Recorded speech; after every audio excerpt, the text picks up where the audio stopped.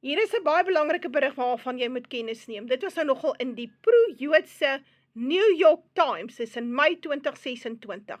En dit veroorsaak geweldige rimpelinge reg oor die wêreld. Dit is 'n opinion column, soos 'n opiniestuk wat gepubliseer is deur die joernalis Nicholas Kristof, detailing allegations of widespread rape and sexual violence against Palestinian prisoners. Nou weet ek, die mense sal sê, ja nee, hulle is seker terroriste. Ja, nee, hulle is nie. In die Jode staat is daar iets soos administratiewe detensie. Menende, hy stap by jou verby in die straat en besluit hy hou nie baie van jou gesig nie, dan gryp hy jou, druk jou in die vangwa en dan kan hulle jou opsluit vir 'n onbepaalde tyd sonder dat jy ooit voor 'n hof is of dat jy ooit aangekla word van iets. En terwyl jy daar is, wel, dan kan hulle op jou kuier. The article provoked a severe diplomatic and legal backlash, leading Israel to announce unprecedented legal action against the newspaper. Ja, die Jode gaan hulle nou dagvaar. Nou, maar hoe dagvaar jy oor die waarheid? Hoe doen jy dit? Die artikel se naam was The Silence That Meets the Rape of Palestinians, was based on interviews with 14 male and female Palestinian victims. Key points from the piece includes systematic abuse. Kristof alleged a pattern of widespread Israeli sexual violence spanning across prison guards, soldiers, interrogators in the Shin Bet and settlers. Nou die Shin Bet is nou die Jodese weergawe van die FBI. Severe torture tactics. The testimonies detail brutal acts including forced anal penetration with various objects, severe beating to genitals, and tearing of rectums with batons. Assault involving animals. One heavily cited graphic account from a Gazan journalist claimed he was stripped, blindfolded, and forced to be mounted by a dog at the instruction of a Hebrew-speaking handler. The Israeli reaction and defamation lawsuit, the Israel government strongly rejected the article, with the Israel Prison Service calling the claims entirely unfounded. Nou, hulle sal dit bly ontken. Al sit jy die waarheid voor hulle neer, al gee jy die getuienis, al wys jy dit vir hulle uit, want dit is 'n algemene ding in die Jode se gevangenisse. So, kom ons kyk. Ag, daar alles weer beskuldig van blood libel accusations en dan natuurlik van antisemitisme en hy is pro-Hamas en it's without merit en so aan, maar daar is genoeg bewyse dat hierdie ding nou al plaasvind op 'n daaglikse basis. En so rukkie terug weet ons was daar 'n video wat hy rondte gedoen het wat geneem is deur een IDF soldaat oor wat die ander met 'n Palestynse prisoner doen, en die video het toe uitgelek. En toe sou hulle die ouens nou vervolg het en so aan. Op die ou einde van die dag het hulle die ondersoekbeampte, die prosecutor, wat die video gelek het, die Joodse prosecutor wat die video gelek het, hulle het haar toe toegesluit en hulle het daai ouens toe onskuldig verklaar. Maar wat soort land is dit wat verklaar, they've got the most moral army in the world, en hulle is 'n vreeslike demokrasie en 'n vreeslike morele land. Hulle is so 'n morele land. Sonder Jesus kan jy geen manier 'n morele land wees nie, maar hey, whatever. En jy doen dit aan jou gevangenes. So, nou, mens moet 'n land oordeel aan wat hulle met hulle gevangenes doen, met hulle kinders doen en met hulle diere doen. Dit bepaal, want dit is 'n baie weerlose dele van die populasie. So ja, baie belangrike stuk. So, ek gaan 'n video hier bysit en dan gaan ek nog inligting bysit, want dit is baie hartseer. En dan kan ons 'n bietjie praat oor 'n profesie in die Bybel wat te doen het met die Joodse staat, vir die wat genoeg geduld het. Luister 'n bietjie na hierdie video. Israel has dropped all charges against the IDF soldiers caught on camera sexually abusing a Palestinian detainee. And it is very important that you recognize this is neither unique nor an accident. Sexual abuse is not a failure of the American or Israeli security state. It is an incentive to join it. Nou, boonbehalwe hierdie vreeslike aanrandings, seksuele aanrandings, en alles wat daarmee saamgaan, ook met diere, kry ons natuurlik die ander tipe ding wat ons sien onder die IDF, wat ons by geen ander weermag sien waarvan ek weet nie. Definitief nie onder blanke weermagte nie, definitief nie.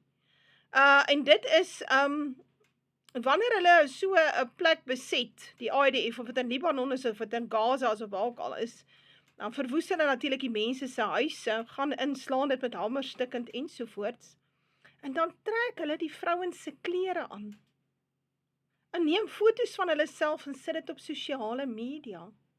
Nou klink dit vir jou normaal, klink dit vir jou soos 'n moral army, klink dit vir jou soos 'n gedissiplineerde weermag, klink dit vir jou soos 'n weermag wat jy nou kan gebruik, jy gaan nou saam met hulle oorlog toe gaan. Kan jy nou dink as jy hierdie special forces, hierdie weermag, VSA, Navy SEALs en SAS ouens en hierdie ouens wat so gedissiplineerd is, en VSA maak baie sterk daarop aanspraak, hulle het 'n goeie gedissiplineerde weermag.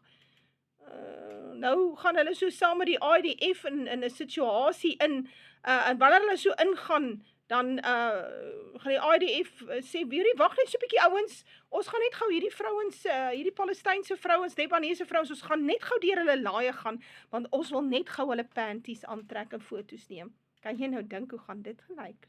Maar luister 'n bietjie wat sê hierdie man, en kyk mooi na die video's. This is the film you will not see on the BBC or CNN or any other Western media. The Israeli army enters this town just after Christmas. It's emptied of people. They go into the homes of Palestinians, and they're often clearly staying there, and they just smash them up, and they film themselves smashing them up. They also delight in going through women's underwear drawers, and this is a sort of recurring obsession.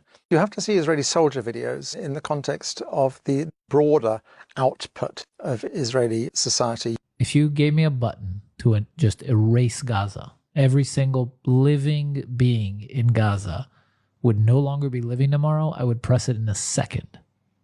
I would press it right now. Give me that button and press it right now. There you go.